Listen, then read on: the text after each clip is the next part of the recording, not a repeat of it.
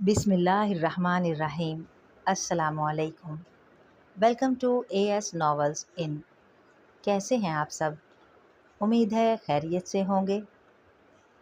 پیش خدمت ہے ناول آب حیات کی قسط نمبر 22۔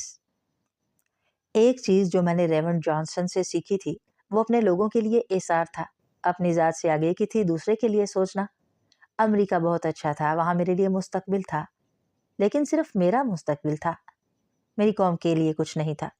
میں کانگو کا پست قامت حقیر سیاہ فام تھا اور میں امریکہ میں بھی کانگو پگمی کا ہی رہا، لیکن میں کانگو میں کچھ اور بننے کا خواب لے کر آیا ہوں، ایباکا کہہ رہا تھا۔ اور وہ کیا؟ سالار کو پھر تجسس ہوا تھا۔ کانگو کا صدر بننے کا۔ سالار کے چہرے پر مسکراہٹ آئی۔ تم ہنسے نہیں، ایباکا نے جواباً کہا تھا۔ تم نے ایسی کوئی بات نہیں کی کہ میں ہنس پڑوں۔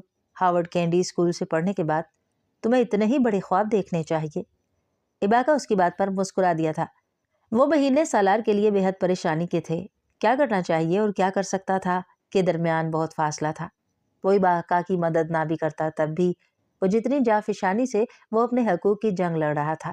سالار کو یقین تھا جلدی یا بدیر ورلڈ بینک کے چہرے پر کالک مرنے والا ایک بہت بڑا اسکینڈل آنے والا تھا۔ حفاظتی اقدامات کا وقت اب گزر چکا تھا۔ پیٹرس ایباکا صرف کنگالا یا سواحلی بولنے والا ایک پست قد سیاہ فام نہیں تھا جسے کانگو کے جنگلات تک محدود کیا جا سکتا۔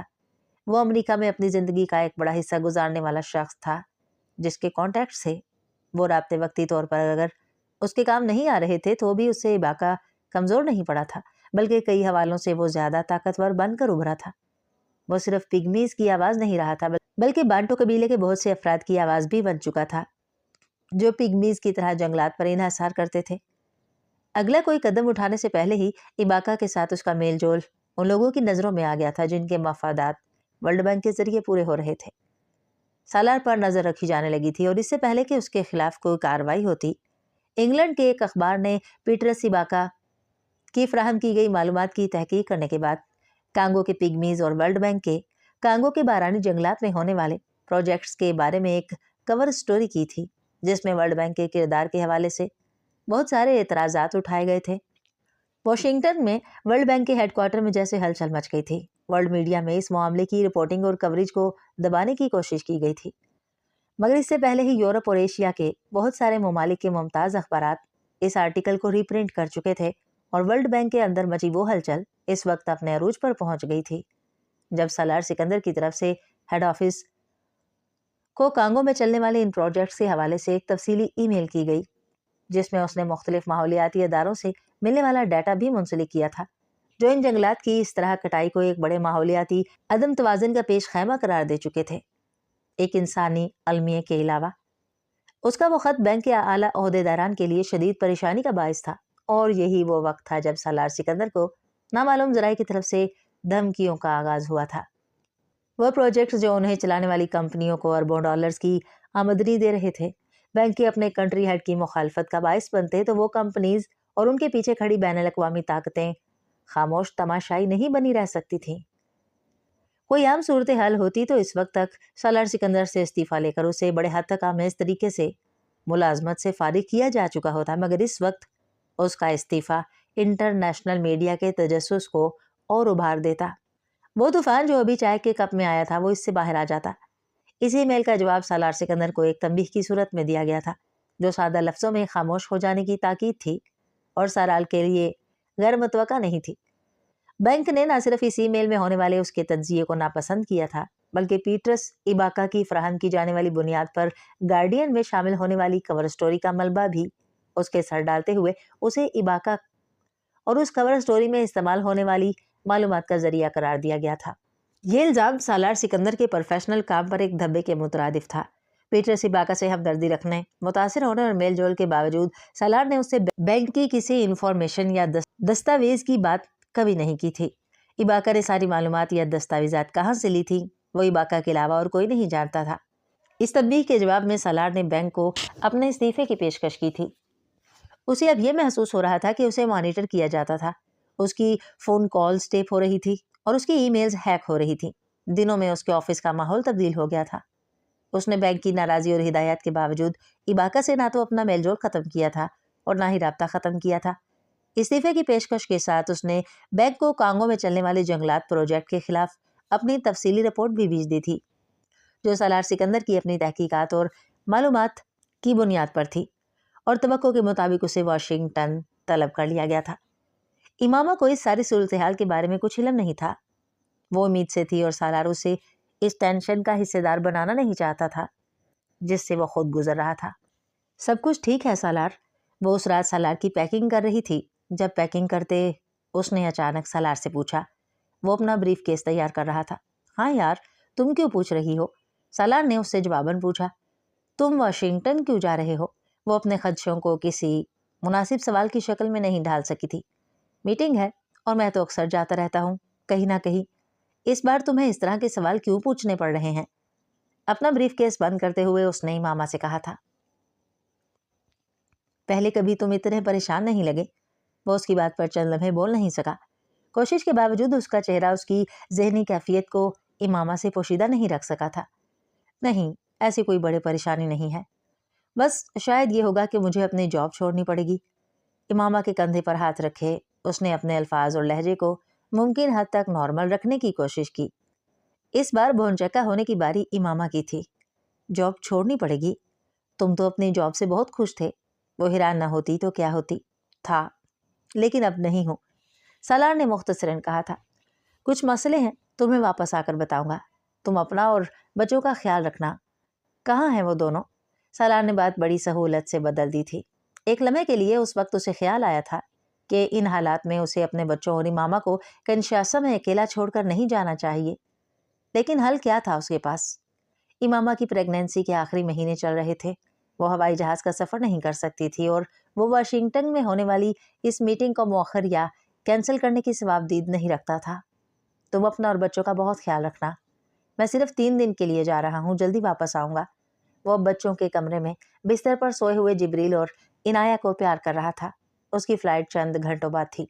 ملازمہ کو اپنے پاس گھر پر رکھنا میری غیر موجودگی میں، اس نے امامہ کو ہدایت کرتے ہوئے کہا تھا۔ تم ہماری فکر مت کرو، 3 دن ہی کی تو بات ہے، تم صرف اپنی میٹنگ کو دیکھو۔ آئی ہوپ وہ ٹھیک رہے۔ امامہ کو واقعی اس وقت تشویش اس کی میٹنگ کی ہی تھی۔ اسے آدھے گھنٹے میں نکلنا تھا۔ اس کا سامان پیک تھا۔ وہ دونوں چائے کا ایک آخری کپ پینے کے لیے لاؤنج میں ساتھ بیٹھے تھے، اور اس وقت چائے کا پہلا گھونٹ پینے سے پہلے سالار نے اس سے کہا تھا، میں تم سے محبت کرتا ہوں، اور میں تم سے ہمیشہ محبت کرتا رہوں گا۔ امامہ اپنی چائے اٹھائے ہوئے ٹھٹکی، پھر ہنسی۔ آج بہت عرصے کے بعد تم نے کہیں جانے سے پہلے ایسی کوئی بات کہی ہے۔ خیریت ہے؟ وہ اب اس کا ہاتھ تھپک رہی تھی۔ سالار نے مسکرا کر چائے کا کپ اٹھا لیا۔ ہاں خیریت ہے، لیکن تمہیں اکیلا چھوڑ کر جا رہا ہوں، اس لیے فکر مند ہوں۔ اکیلی تو نہیں ہوں میں، جبریل اور عنایہ ہیں میرے پاس، تم پریشان مت ہو۔ سالار چائے کے گھونٹ بھرتا رہا۔ امامہ چائے پینے لگی، لیکن اسے یوں محسوس ہوا جیسے وہ اس سے کچھ کہنا چاہتا تھا۔ تم مجھ سے کچھ کہنا چاہتے ہو؟ وہ پوچھے بغیر نہ رہ سکی۔ وہ چائے پیتے ہوئے چونکا، پھر مسکرایا۔ وہ ہمیشہ اسے بوجھ لیتی تھی، ہمیشہ۔ ایک اعتراف کرنا چاہتا ہوں، لیکن ابھی نہیں کروں گا، واپس آ کر کروں گا، اس نے چائے کا کپ رکھتے ہوئے کہا۔ مجھے تمہاری یہ عادت سخت ناپسند ہے، ہر دفعہ کہیں جاتے ہوئے مجھے الجھا جاتے ہو۔ میں سوچتی رہوں گی کہ پتہ نہیں کیا اعتراف کرنا ہے۔ امامہ نے ہمیشہ کی طرح برا مانا تھا، اور اس کا گلہ غلط نہیں تھا، وہ ہمیشہ ایسا ہی کرتا تھا، اور جان بوجھ کر کرتا تھا۔ اچھا، دوبارہ کبھی نہیں کروں گا۔ وہ ہنستے ہوئے اٹھ کھڑا ہوا تھا۔ اس کے جانے کا وقت ہو رہا تھا۔ بازو پھیلائے وہ ہمیشہ کی طرح جانے سے پہلے امامہ سے آخری بار مل رہا تھا، ہمیشہ کی طرح ایک گرم جوش معانقہ۔ آئی ول مس یو، جلدی آنا۔ وہ ہمیشہ کی طرح جذباتی ہوئی تھی، اور وہی کلمات دہرائے تھے جو وہ ہمیشہ دہراتی تھی۔ پورس میں کھڑے آخری بار اس کو خدا حافظ کہنے کے لیے اس نے الوداعیہ انداز میں سالار کی گاڑی کے ساتھ ہی ہاتھ ہلایا۔ گاڑی تیز رفتاری سے طویل پورچ کو عبور کرتے ہوئے کھلے ہوئے گیٹ سے باہر نکل گئی تھی۔ امامہ کو لگا تھا زندگی اور وقت دونوں تھم گئے تھے۔ وہ جب کہیں چلا جاتا وہ اسی کیفیت سے دو چار ہوتی تھی، آج بھی ہو رہی تھی۔ گارڈ نے اب گیٹ بند کر دیا تھا۔ شادی کے 6 سال کے بعد بہت کچھ بدل جاتا ہے۔ زندگی جیسے ایک پٹری پر چلنے لگتی ہے، روزمرہ کے معمول کی پٹری پر۔ نہ چاہتے ہوئے بھی انسان دائروں میں سفر کرنے لگتا ہے۔ 2 بچوں کی آمد سالار اور امامہ کی زندگی کو بھی بڑی حد تک ایک دائرے کے اندر لے آئی تھی، جہاں اپنی ذات پیچھے چلی جاتی ہے۔ سینٹر سٹیج بچوں کے پاس چلا جاتا ہے۔ خدشات، توقعات اور غلط فہمیوں کا وہ جال جس میں ایک نیا شادی شدہ جوڑا شادی کی شروع میں کچھ عرصے میں جکڑا رہتا ہے وہ ٹوٹنے لگتا ہے۔ اعتماد لمحہ بھر میں بد اعتمادی میں نہیں بدلتا، بے اعتباری پل بھر میں غائب ہونا سیکھ جاتی ہے، گلا گونگا ہونا شروع ہو جاتا ہے، بندھن عادت میں بدلنے لگتا ہے اور زندگی معمول بنتے ہوئے یوں گزرنے لگتی ہے کہ انسان دنوں، ہفتوں، مہینوں کی نہیں سالوں کی گنتی بھول جاتا ہے۔ امامہ بھی بھول گئی تھی۔ پیچھے پلٹ کر وہ دیکھنا نہیں چاہتی تھی کیونکہ پیچھے یادیں تھیں اور یادیں آکٹوپس بن کر لپٹ جانے کی خاصیت رکھتی تھیں۔ پیچھے اب کچھ رہا بھی نہیں تھا اور جو رہ گئے تھے ان کے لیے وہ کب کی مر چکی تھی۔ اس بورڈ روم کا ماحول ویسا نہیں تھا جیسا سالار نے ہمیشہ دیکھا تھا۔ سنجیدگی ہر بورڈ کا حصہ ہوتی تھی، لیکن جو اس نے اس دن وہاں دیکھی تھی وہ سنجیدگی نہیں تھی، وہ سرد مہری تھی۔ اور وہ سرد مہری بورڈ روم میں بیٹھے صرف کسی ایک یا دو لوگوں کے انداز و حرکات و سکنات سے نہیں جھلک رہی تھی۔ وہاں اس بورڈ روم میں بیٹھے ساتھ کے ساتھ لوگوں کے چہروں اور آنکھوں میں ایک جیسی ٹھنڈک اور سرد مہری تھی، ایسی سرد مہری جو کسی کمزور اعصاب کے انسان کو حواس باختہ کرنے کے لیے کافی تھی۔ بے تاثر چہرے، دوسرے کے اوسان خطا کرنے والی نظریں، کسی دوستانہ مسکراہٹ سے آری بھیجے ہوئے لب جن پر اگر کوئی مسکراہٹ آتی بھی تو وہ ایک تضحیک آمیز اور توہین آمیز خم سے زیادہ کچھ نہیں ہوتا تھا جو پل بھر میں رہ کر غائب ہو جاتا تھا۔ ایک بیضوی شکل کے میز کے گرد ٹانگوں پٹانگے رکھے وہ 5 مرد اور 2 عورتیں اس کام کے ماہر تھے جو اس وقت کر رہے تھے۔ وہ ورلڈ بینک کے سالار سکندر جیسے کئی بازمیر امپلائیز کا دھڑن تختہ کر چکے تھے جنہیں زندگی میں کبھی بیٹھے بٹھائے ورلڈ بینک میں کام کرتے کرتے پروفیشنل ایتھکس کا دورہ پڑتا، انسانیت یاد آنا شروع ہو جاتی۔ سالار سکندر ان کے سامنے کیا شے تھا؟ کم از کم اس میٹنگ کے آغاز سے پہلے وہ یہی سوچ کر آئے تھے۔ اجتماعی طور پر ان کی حکمت یہ نہیں بھی تھی تو بھی انفرادی طور پر ان کا طریقہ کار یہی تھا۔ وہ 7 لوگ سالار سکندر کے کیریئر کے حوالے سے ایک ایک چیز جانتے تھے اور اتنی ہی معلومات وہ ان کے بارے میں رکھتا تھا۔ ان میں سے کسی کو کسی کے تعارف کی ضرورت نہیں تھی۔ سالار سکندر نے میٹنگ کے آغاز میں اس میٹنگ کے سربراہی کرنے والے ہیڈ کے ابتدائی کلمات بڑے تحمل سے سنے تھے۔ وہ سالار سکندر کی نااہلی، کوتاہیوں اور ناکامیوں کو ڈسکس کر رہا تھا۔ سالار نے باقی 6 لوگوں کی نظریں خود پر جمی محسوس کیں۔ وہ ایک چارج شیٹ تھی جو اس پروجیکٹ کا ذکر کرتے ہوئے مائیکل فرینک اس پر لگا رہا تھا۔ سالار بھی اتنے ہی بے تاثر چہرے کے ساتھ ان الزامات کو سنتا رہا۔ اس میٹنگ کا ایجنڈا یہ نہیں تھا، لیکن اس کے باوجود سالار کے لیے وہ سب الزامات غیر متوقع نہیں تھے۔ میں ان میں سے کسی بھی بات کا جواب دینے سے پہلے اس پروجیکٹ کے حوالے سے ایک پریزنٹیشن دینا چاہتا ہوں، کیونکہ میرا یہ خیال ہے یہ پریزنٹیشن ان میں سے بہت سارے سوالات اور اعتراضات کا جواب دے دے گی جو آپ لوگ مجھ پر کر رہے ہیں۔ سالار نے مائیکل کے ابتدائی کلمات کے بعد اس کے کسی الزام کا جواب دینے کی بجائے کہا تھا۔ ان 7 افراد میں سے کسی نے اسے اس پریزنٹیشن کو پیش کرنے سے روکا نہیں تھا، لیکن ان میں سے کسی نے اس پریزنٹیشن کی نوعیت اور مقصد جاننے میں دلچسپی بھی نہیں لی تھی۔ سالار ایک کے بعد ایک سلائیڈ پروجیکٹر پر دکھاتا گیا۔ اس میں بہت سارے حقائق اور اعداد و شمار تھے اور اس کی اپنی ذاتی تحقیق بھی۔ وہ ان تمام چیزوں کو ان سلائیڈز کے ذریعے دکھا رہا تھا۔ ورلڈ بینک کے تعاون سے اگر وہ منصوبہ توڑ چڑھ جاتا تو امریکہ کی جنگلی حیاتیات کے ساتھ ساتھ پگمیز کی ممکنہ تباہی کے حوالے سے ہولناک اعداد و شمار، ورلڈ بینک کے چارٹر کی کون کون سی شیکوں کی خلاف ورزی اس پروجیکٹ کے ذریعے ہو رہی تھی، ان جنگلات میں کام کرنے والی کمپنیز کی طرف سے کانگو کی مقامی آبادی کے استحصال کی ڈاکومنٹری ثبوت اور انٹرنیشنل ڈونر کمپنیز اور این جی اوز کے خدشات پر مشتمل رپورٹس کے حوالے سے اس کی پریزنٹیشن مکمل تھی، اور وہ اگر کسی اخبار یا نیوز نیٹ ورک کے ہاتھ لگ جاتی تو افریقہ میں وہ ورلڈ بینک کا سب سے بڑا اسکینڈل ہوتا۔ ان 7 لوگوں نے وہ پریزنٹیشن بے تاثر چہروں کے ساتھ اپنی اپنی کرسیوں پر ساکت بیٹھے دم سادے دیکھی تھی، لیکن آدھ گھنٹے کی اس پریزنٹیشن کے ختم ہونے کے بعد ان 7 کے ذہن میں جو خدشہ ابھرا تھا وہ ایک ہی تھا۔ سالار سکندر کے ہاتھ میں وہ گرنیڈ تھا جس کی پن وہ نکال کر اسے ہاتھ میں لیے بیٹھا تھا۔ مسئلہ یہ نہیں تھا کہ وہ گرنیڈ دوسرے کی طرف پھینک دینے سے ان کی جان چھوٹ جاتی، وہ جہاں بھی پھٹتا وہیں تباہی پھیلاتا۔ پروجیکٹر کی اسکرین تاریک ہوئی۔ سالار نے اپنا لیپ ٹاپ کو بند کرتے ہوئے ان 7 لوگوں کے چہروں پر نظر ڈالی۔ مائیکل کے چہرے کو دیکھا جو اس کی صدارت کر رہا تھا۔ اتنے سالوں کی پبلک ڈیلنگ کے بعد وہ اتنا اندازہ تو لگا ہی پایا تھا کہ اس نے پریزنٹیشن تیار کرنے اور اسے یہاں پیش کرنے میں اپنا وقت ضائع کیا تھا۔ تو تم اس پروجیکٹ پر کام کرنا نہیں چاہتے؟ مائیکل نے اپنی خاموشی توڑتے ہوئے اس سے جو سوال کیا تھا اس نے بورڈ روم میں موجود لوگوں کے حوالے سے سالار کے خدشات کی جیسے تصدیق کی تھی۔ میں یہ چاہتا ہوں کہ ورلڈ بینک کانگو میں اس پروجیکٹ کو ختم کر دے۔ تمہید اگر مائیکل نے نہیں باندھی تھی تو سالار نے بھی اس پر اپنا وقت ضائع نہیں کیا تھا۔ تم مضحکہ خیز باتیں کر رہے ہو۔ اتنے سالوں سے شروع کیے جانے والے ایک پروجیکٹ کو ورلڈ بینک ایک چھوٹے سے عہدیدار کے کہنے پر ختم کر دے، کیونکہ اسے ہی بیٹھے بٹھائے یہ فوبیا ہو گیا ہے کہ بینک کانگو میں بنیادی انسانی حقوق کی خلاف ورزی کرنے والے پروجیکٹس کو سپورٹ کر رہا ہے۔ وہ جولیا پیٹر ورڈ تھی جس نے بے حد تضحیک آمیز انداز میں سلگا دینے والی مسکراہٹ کے ساتھ سالار سے کہا تھا۔ وہ اس کمرے میں مائیکل کے بعد سب سے سینئر تھی۔ اگر میں فوبیا کا شکار ہوں یا یہ میرا دماغی خلل ہے تو یہ بیماری اس وقت ان جنگلات میں بسنے والے لاکھوں لوگوں کو لاحق ہو چکی ہے۔ سالار سکندر نے ترکی بہ ترکی جواب دیا تھا۔ تم کیا ہو؟ کس حیثیت میں کانگو میں بیٹھے ہو؟ ورلڈ بینک کے ایک امپلائی کے طور پر یا ایک ہیومن رائٹس ایکٹیوسٹ کے طور پر؟ کانگو کے لوگ یا پگمیز تمہارا سردر نہیں ہے۔ تمہاری ترجیح صرف ایک ہونی چاہیے کہ تم مقررہ وقت پر اس پروجیکٹ کو مکمل کرو اور تمام اہداف کے حصول کے ساتھ۔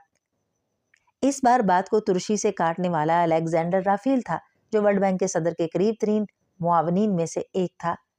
تم نے اپنا کانٹریکٹ پڑھا ہے؟ وہ شرائط و ضوابط پڑھی ہیں جو اس کانٹریکٹ میں ہیں اور جن سے تم نے اتفاق کرتے ہوئے سائن کیے ہیں۔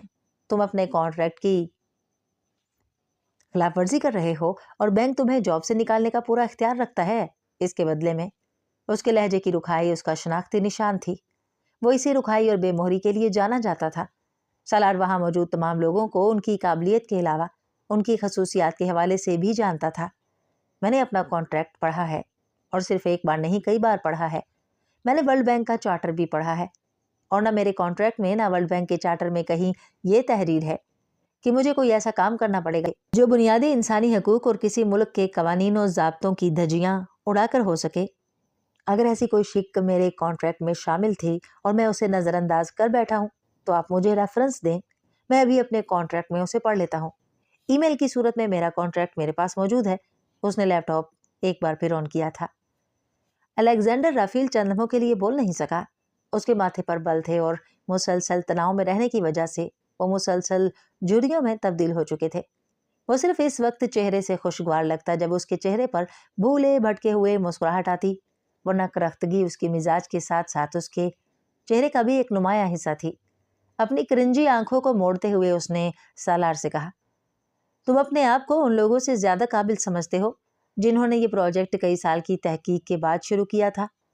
تم سمجھتے ہو جنہوں نے فیزیبلٹی بنائی تھی وہ ایڈیٹس تھے۔ وہ اب تضحیک آمیز انداز میں اس سے پوچھ رہا تھا۔ نہیں، وہ ایڈیٹس نہیں تھے اور نہ ہی میں ایڈیٹ ہوں۔ وہ فیئر نہیں تھے اور میں ہوں۔ بات صرف اس دیانت کی ہے جو اس پروجیکٹ کی فیزیبلٹی رپورٹ تیار کرتے ہوئے نظر انداز کی گئی ہے، ورنہ یہ ممکن ہی نہیں کہ اس پروجیکٹ کی فیزیبلٹی رپورٹ تیار کرنے والے اتنے عقل کے اندھے اور نااہل ہوں کہ انہیں وہ سب نظر نہ آیا ہو جو مجھے نظر آ رہا ہے اور میرے علاوہ اور لاکھوں مقامی لوگوں کو نظر آ رہا ہے۔ ورلڈ بینک کو اس پروجیکٹ کے حوالے سے دوبارہ انویسٹیگیشن کرنی چاہیے، ایک انکوائری کمیٹی بنا کر۔ مجھے یقین ہے کہ اس کمیٹی نے دیانتداری سے کام کیا تو انہیں بھی یہ سب نظر آ جائے گا جو مجھے نظر آ رہا ہے۔ سالار سکندر نے رافیل کے ہتک آمیز جملوں کو نظر انداز کرتے ہوئے کہا تھا، میرا خیال ہے بہتر ہے اس ڈیڈ لاک کو ختم کرنے کے لیے ایک کام کیا جائے جو واشنگٹن اور گومبے میں تمہارے آفس میں اس پروجیکٹ کے حوالے سے پیدا ہو گیا ہے۔ اس بار بولنے والا بل جاؤز تھا۔ وہ واشنگٹن میں ورلڈ بینک کی میڈیا کو آرڈینیشن کو مانیٹر کرتا تھا اور اس پروجیکٹ کے حوالے سے انٹرنیشنل میڈیا میں آنے والی خبروں کو دبانے میں اس کی قابلیت اور اثر و رسوخ کا بڑا عمل دخل تھا۔ تم ریزائن کر دو، جیسے تم نے پریزنٹیشن اور بینک کے ساتھ ہونے والی آفیشیل خط و کتابت میں بھی آفر کیا تھا کہ اس پروجیکٹ کو تم اس طرح نہیں چلا سکتے۔ وہ بڑے تحمل اور رسانیت سے سالار سکندر کو جیسے صلاح دے رہا تھا۔ اگر یہ آپشن ورلڈ بینک کو زیادہ مناسب لگتا ہے تو مجھے بھی اس پر کوئی اعتراض نہیں ہے۔ مجھے بھی اس مسئلے کا حل صرف میرا استعفیٰ نظر آ رہا ہے، لیکن میں اپنے استعفے کے وجوہات میں اس پریزنٹیشن میں دیے جانے والے سارے اعداد و شمار شامل کروں گا اور اپنے تحفظات بھی لکھوں گا اور میں اس استعفے کو پبلک کروں گا۔ بورڈ روم میں چند لمحوں کے لیے خاموشی چھائی تھی۔ وہ بالآخر ایک نقطے پر آ گئے تھے جس کے لیے سالار سکندر کو کانگو سے واشنگٹن طلب کیا گیا تھا اور جو ورلڈ بینک کے گلے میں ہڈی بن کر پھنسا ہوا تھا۔ بورڈ روم میں بیٹھے ان 7 لوگوں کے پاس صرف 2 ٹاسک تھے، یا سالار سکندر کو اس پروجیکٹ کو جاری رکھنے کے لیے تیار کیا جائے اور اس سے کہا جائے کہ وہ رپورٹ واپس لے لے جو اس نے ورلڈ بینک کو اس حوالے سے ارسال کی تھی، یا پھر اس سے خاموشی سے استعفیٰ لیا جائے اور وہ استعفیٰ ذاتی وجوہات کی بنا پر ہونا چاہیے۔ اس کے علاوہ اگر کوئی وجہ اس کی تحریری استعفے میں بیان نہیں ہونی چاہیے۔ اور اب مسئلہ اس سے بھی بڑھ گیا تھا۔ وہ نہ صرف استعفے میں یہ سب کچھ لکھنا چاہتا تھا بلکہ اس استعفے اور اس رپورٹ کو پبلک بھی کرنا چاہتا تھا۔ اگلے 3 گھنٹے تک وہ بورڈ روم میں بیٹھے ہوئے 7 افراد اس کے ساتھ بحث کر کے اسے قائل کرنے کی کوشش کرتے رہے تھے۔ انہوں نے اس پر ہر حربہ استعمال کیا تھا۔ جب دلیلوں سے کام نہیں بنا تو انہوں نے بینک کے کانٹریکٹ میں استعفے کے حوالے سے کچھ شکوں کو اٹھا کر اسے دھمکی دی تھی کہ وہ جاب کے دوران اپنے علم میں لائے گئے تمام پروفیشنل معاملات کو سیگہ راز میں رکھنے کا پابند ہے اور اس استعفے کو پبلک کرنے اور اس رپورٹ کو میڈیا پر لانے پر اس کے خلاف قانونی کارروائی کی جا سکتی تھی اور اسے نہ صرف مالی طور پر لمبا چوڑا ہرجانہ بھرنا پڑتا بلکہ وہ آئندہ بینک یا اس سے منسلک کسی بھی چھوٹے بڑے ادارے کی جاب کرنے کے لیے نااہل قرار دے دیا جاتا۔ سالار سکندر کو پتا تھا یہ دھمکی نہیں تھی، بہت بڑی دھمکی تھی۔ وہ بالواسطہ طور پر اسے بتا رہے تھے کہ وہ اس کے پروفیشنل کیریئر کو کم از کم صرف ورلڈ بینک میں ہی نہیں بلکہ ان تمام انٹرنیشنل آرگنائزیشنز میں ختم کر دیتے جو امریکہ کی سرپرستی میں چلتی تھیں، اور اسے پتا تھا وہ یہ کر سکتے تھے۔ وہ اب بین الاقوامی طور پر جس سطح پر کام کر رہا تھا وہاں اس کے حوالے سے ایک چھوٹی سی قانونی چارہ جوئی بھی ایک اکنامسٹ، فائنانشل تجزیہ کار کے طور پر اس کی ساکھ تباہ کر کے رکھ دیتی۔ کوئی نامور ادارہ اس کے خلاف اس طرح کے الزامات پر ہونے والی قانونی چارہ جوئی کے بعد اسے کبھی نہ رکھتا کہ اس نے اپنے کانٹریکٹ میں موجود رازداری کی شک کی خلاف ورزی کی تھی۔ یہ اس کی ساکھ پر لگنے والا ایسا دباؤ ہوتا ہے جسے وہ کبھی بھی مٹا نہیں سکتا تھا۔ ان 7 لوگوں نے اسے یہ بھی دھمکی دی تھی کہ ورلڈ بینک اس کے ماتحت کانگو میں چلنے والے پروجیکٹس کو نئے سرے سے آڈٹ کروائے گا اور مالی اور دوسری بے ضابطگیوں کے بہت سے ثبوت نکال کر اسے بہت بے عزت کر کے اس عہدے سے فارغ کیا جا سکتا تھا جس پر وہ کام کر رہا تھا۔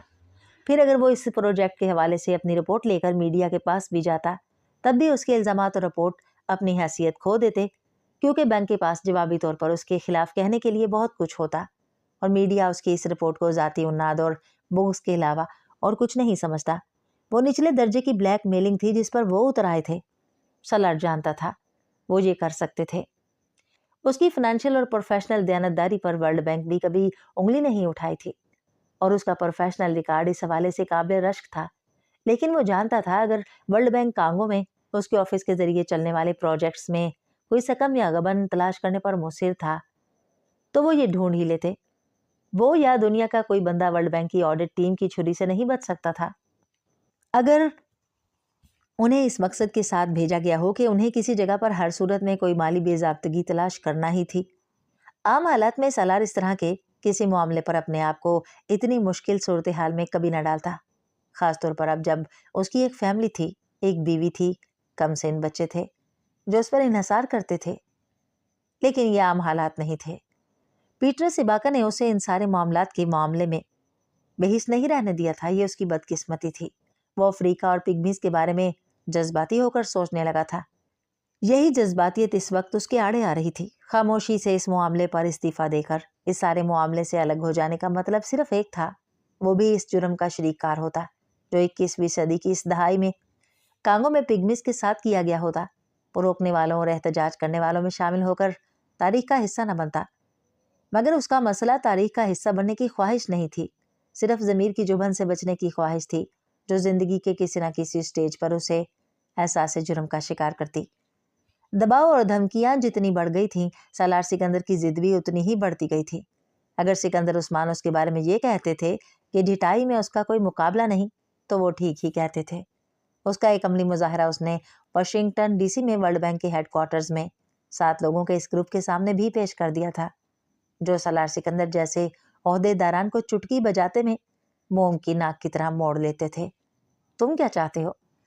3 घंटे के बाद बिलाखिर माइकल ने उसकी जिद के सामने हथियार डालते हुए जैसे उससे पूछा था, एक गैर जानिबदाराना इंक्वायरी टीम जो इस प्रोजेक्ट का नए सिरे से जायजा ले और उसके बाद पिग्मीज और इन बारानी जंगलात के बेहतरीन मफाद में इस प्रोजेक्ट को खत्म कर दे, या कोई ऐसा हल निकाला जाए जो इन जंगलात में रहने वाले लोगों के लिए काबिल कबूल हो। और मैं मुकामी लोगों की बात कर रहा हूँ, वहाँ की मुकामी हुकूमत और उसके ओहदेदारान की बात नहीं कर रहा। सालार सिकंदर ने जवाबन वही मुतालबा दोहराया था जो उसकी प्रेजेंटेशन की बुनियाद था। तुम्हारी कीमत क्या है? अलेक्जेंडर ने जवाबन जो सवाल उससे किया था, उसने सालार सिकंदर को जैसे बात करने के काबिल नहीं छोड़ा था। वो इस हेडक्वार्टर्स में हर नरम गरम गुफ्तगू की तवक्को कर सकता था, लेकिन मामलात को निपटाने के लिए इस जुमले की नहीं। कोई तो ऐसी चीज होगी जिसके लिए तुम अपने इस मुतालबे से हट जाओ। हमें बताओ वो कौन सी ऐसी चीज है जिस पर तुम हमसे सौदा कर लो। राफील ने बात जारी रखते हुए कहा। सालार ने टेबल पर रखी अपनी चीजें समेटना शुरू कर दी। मेरी कोई कीमत नहीं है और मैंने वर्ल्ड बैंक को इसी गलत फहमी में ज्वाइन किया था कि मैं ऐसे लोगों के साथ काम करूंगा जो दुनिया में अपनी प्रोफेशनल महारत और काबिलियत से जाने जाते हैं। अगर ब्रोकर्स के साथ काम करना होता, बेचने, खरीदने और कीमत लगाने वाला, तो स्टॉक एक्सचेंज में करता या किसी बैंक में इन्वेस्टमेंट बैंकिंग। और नरम लहजे में उनके मुंह पर जूता मार गया था और उस जूते की चोट उन सातों लोगों ने एक ही शिद्दत के साथ महसूस की थी। वो सादा जबान में उन्हें दलाल कह रहा था और वो ठीक कह रहा था। सालार सिकंदर के साथ तो मामला तय करने के लिए उन्हें जिन लोगों ने भेजा था, वो सालार सिकंदर के साथ मामला तय होने के बाद उन्हें उनका कमीशन मुख्तलिफ शक्लों में अदा करते। वो वर्ल्ड बैंक के अंदर बनी हुई लॉबीज के नुमाइंदे थे जो बज़ाहिर मुख्तलिफ मुल्कों और कौमों की नुमाइंदगी करते थे, लेकिन दर हकीकत वो इन बड़े कॉरपोरेट सेक्टर्स के मफादात का तहफ़्फ़ुज़ करते थे जो अपनी अपनी हुकूमतों की आड़ में काम करते थे। इन सातों लोगों में से किसी ने मजीद कुछ नहीं कहा था। सोते हुए और तने हुए चेहरों के साथ वो भी अपने कागजात और लैपटॉप संभालने लगे थे। मीटिंग किसी नतीजे के बगैर खत्म हो गई थी और सालार को अंदाजा था कि इस मीटिंग में की जाने वाली बातों के बाद वर्ल्ड बैंक में उसका करियर भी खत्म हो गया था। वो मीटिंग हेडक्वार्टर्स में होने वाली हर मीटिंग की तरह रिकॉर्ड हुई होगी, सालार को उसका अंदाजा था। लेकिन उसे ये तवक्को नहीं थी कि वो मीटिंग बराह रास्त किसी दूसरी जगह पर पेश भी की जा रही थी। सालार सिकंदर के इस बोर्ड रूम से बाहर आने से पहले उसे निपटने के लिए दूसरी हिकमत अमली तय हो गई थी। अलेक्जेंडर राफेल बोर्ड रूम से सालार के पीछे आया था और उसने चंद मिनटों के लिए उससे अलहदगी में बात करने की ख्वाहिश का इजहार किया था। सालार कुछ उलझा, लेकिन फिर आमादा हो गया था। वो कौन सी बात थी जो बोर्ड रूम में नहीं कही जा सकती थी और अब इस 1-to-1 मीटिंग में कही जाती? वहां वो बातें भी कह दी गई थी जो वर्ल्ड बैंक जैसी मोतबर ऑर्गेनाइजेशन के किसी फर्द से सालार इनफरादी तौर पर भी सुनने की तवक्को नहीं रखता था। चजैया के वो इज्तिमाई तौर पर उससे कही जाए। वो सिर्फ मायूस नहीं हुआ था, उसकी हिम्मत टूट गई थी। उसने वर्ल्ड बैंक को इसलिए और इन मकासद को पूरा करने के लिए ज्वाइन नहीं किया था। अलेक्जेंडर रफील के ऑफिस में वो इसी पिराए की कोई मजीद गुफ्तगू सुनने की तवक्को के साथ गया था, मगर अपने ऑफिस में अलेक्जेंडर रफील का रवैया उसके साथ हैरानकुन तौर पर मुख्तलिफ था। मुझे यह मानने में कोई शुबा नहीं कि मैं तुम्हारी रिपोर्ट से बहुत मुतासिर हुआ हूँ, और सिर्फ मैं नहीं, प्रेसिडेंट भी। उसके पहले ही जुमले ने उसको हैरान कर दिया था। वो कॉफी का कप उसके सामने रखते हुए अपना कप लिए अपनी सीट की तरफ चला गया था। प्रेसिडेंट से मुराद रॉल्फ एडगर था, जो इस वक्त वर्ल्ड बैंक का प्रेसिडेंट था और राफील उसके करीब तरीन मुआविनीन में से था, बल्कि कई एतबार से उसको प्रेसिडेंट का दस्तरास्त समझा जाता था।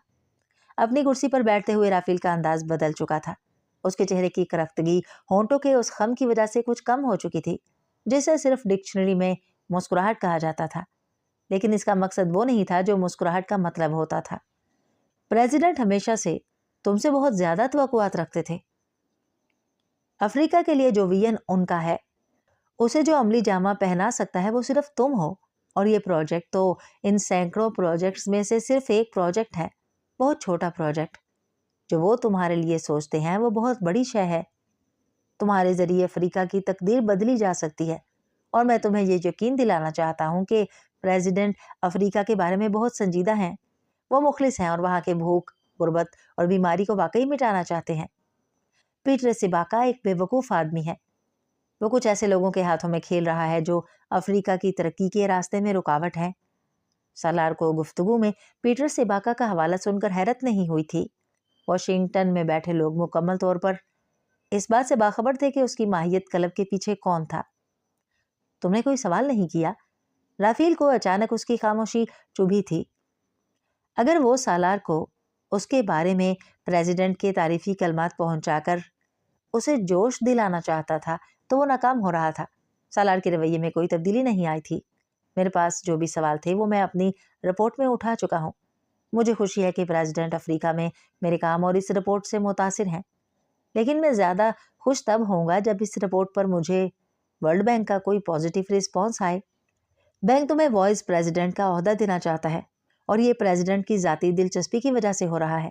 इस महीने के आखिर तक 2 वाइस प्रेसिडेंट्स अपनी टेन्योर पूरी करके अपने ओहदों से अलग हो रहे हैं और उनमें से एक सीट पर तुम्हें अपॉइंट करना चाहते हैं वो। और इस सिलसिले में अमेरिकन गवर्नमेंट से भी बात हुई है उनकी। वहाँ से भी रिस्पॉन्स बहुत पॉजिटिव है। तुम यकीनन डिज़र्व करते हो कि तुम्हें तुम्हारी सलाहियत और काबिलियत के हिसाब से ओहदा दिया जाए।